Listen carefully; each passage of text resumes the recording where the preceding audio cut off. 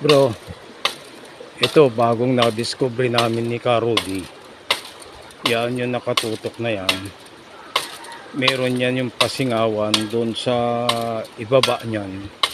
Tapos may nakasalansan na bato. Isa, dalawa, tatlo, apat, lima. Limang bato. Nakasalansan pataas. Papunta doon sa may bubutasin. Napakaganda ang ano yan, pakaganda ang ano yan, ito. Lalapit ako para ano, ito na yun. Ito yung bato na isa. Ito yung pasingawan. Tapos ito yung bato isa, dalawa, tatlo, apat, lima, anim.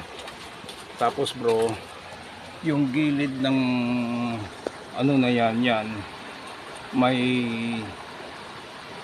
bakas ng barita. Yan hanggang doon. Yan ang pinakabutas niya. Yan.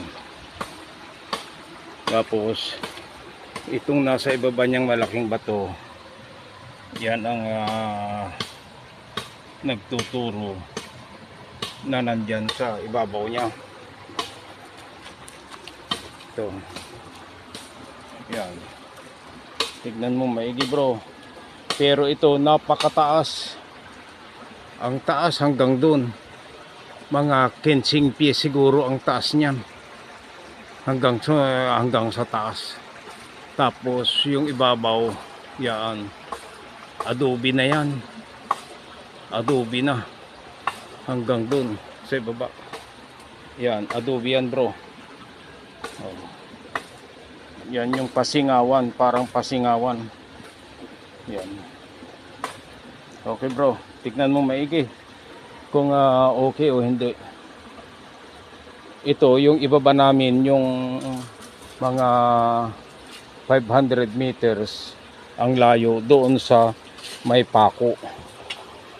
Doon sa may pako ang ano yan. Oh, yan sapa na yan bro, sapa. Yan.